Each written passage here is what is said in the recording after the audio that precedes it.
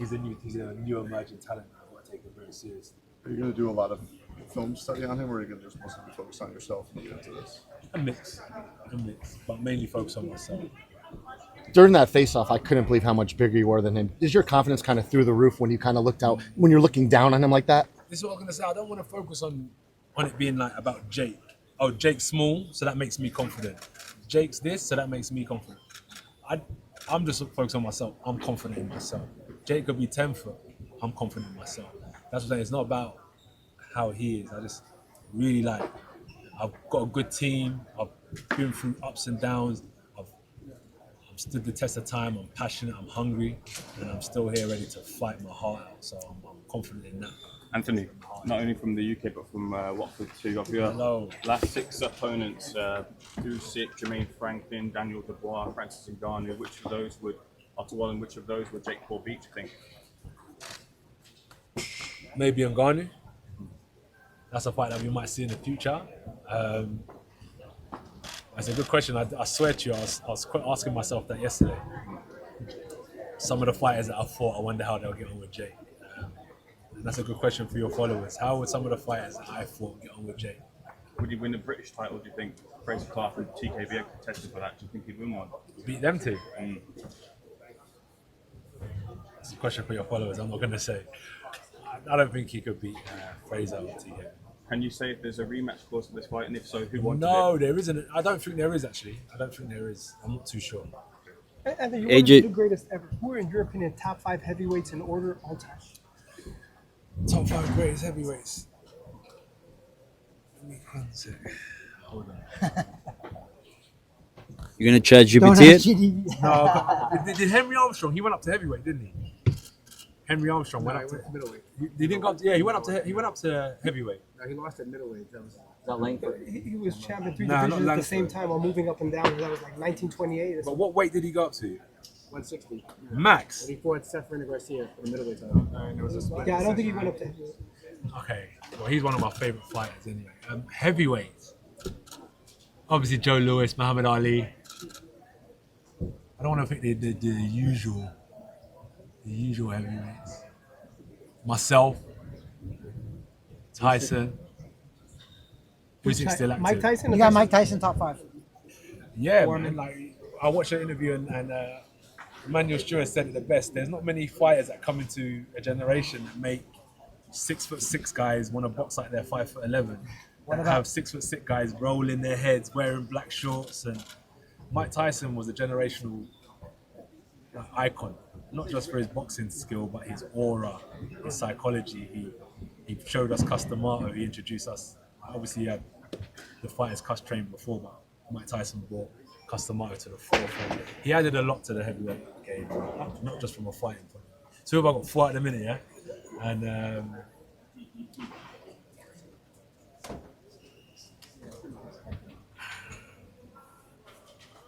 I like Jim Corbett because he taught me about the power of PR and marketing and how to position yourself and play your position in heavyweight boxing. Actually, yeah, I'll go with him, yeah.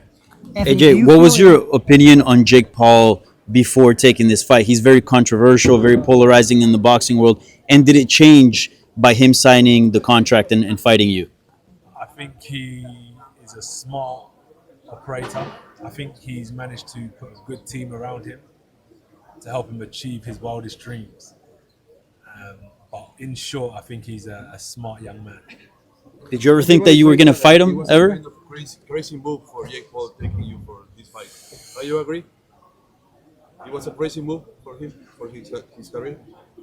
I'm gonna come to fight, and by the way, there's no like stuff in the contract that says that I can't do this. I'm gonna come to fight, So that's what he wants, though. So it's not crazy. He's getting what he wants. It's not crazy. That's what I said. I don't think Jake's crazy.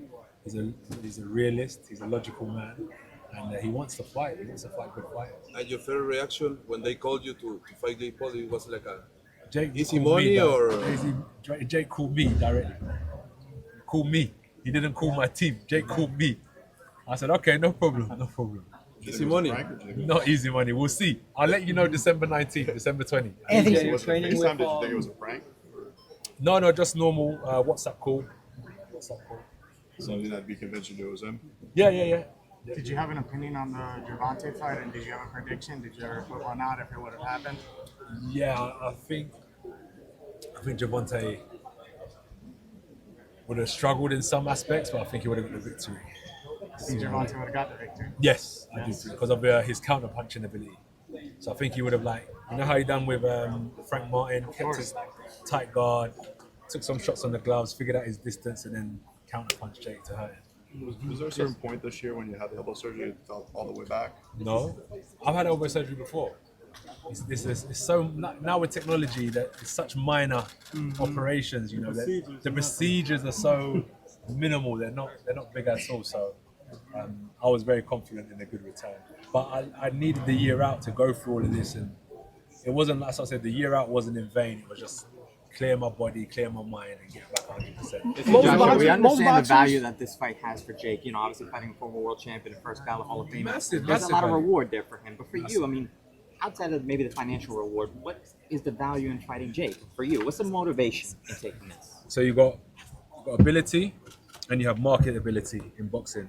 Now, unfortunately, how it goes is you could have the two best fighters with the best ability, but they don't have marketability. So they won't be able to showcase their talent to the world because broadcasters won't be interested and fans aren't that interested. So what we need to do is bring the marketability aspect into the ability realm. So that's what I've always tried to focus on, is bringing eyes onto the sport. And young boxers, I always say, don't wait until you become a champion before you announce to the world who you are. It's too late then.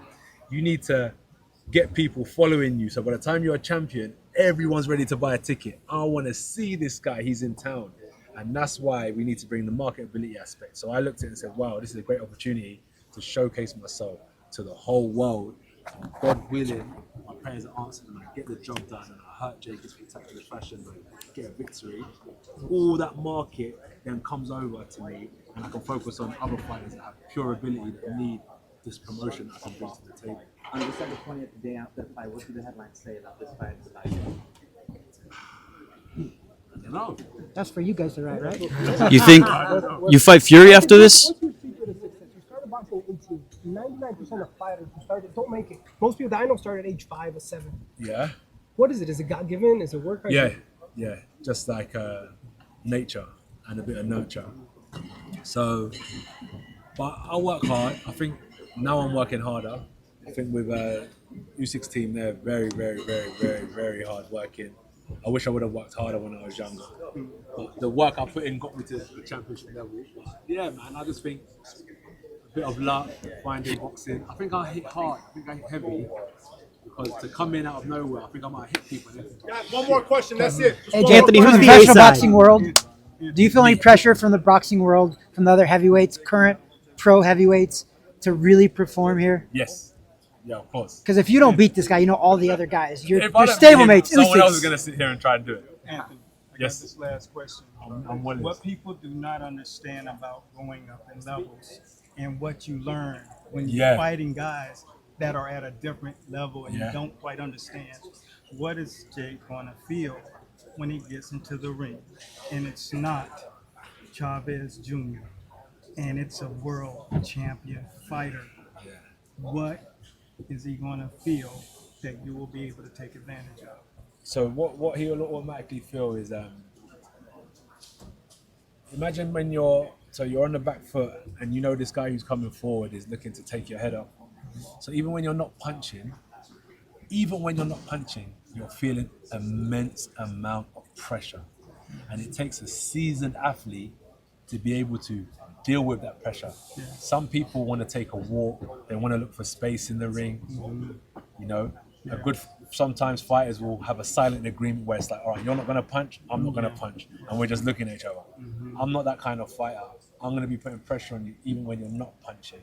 So it'll be interesting to see how he deals with that type of pressure. And it takes a seasoned type of athlete to know how to deal with that. Yeah. Boxing is not just the punches you see, it's the feinting, it's the distance, it's the, oh my God, through that jab. Intangibles. Yeah, the intangibles. It's going to be really interesting to see how he deals with the intangibles. Yeah. And that's why I said there's a few things that I'm going to do in the ring that he might not have seen before, and I'm going to see how he deals with it. Yeah. Thank you guys. Thank you, everybody. Thank you. Hey, I want you to do one thing. My son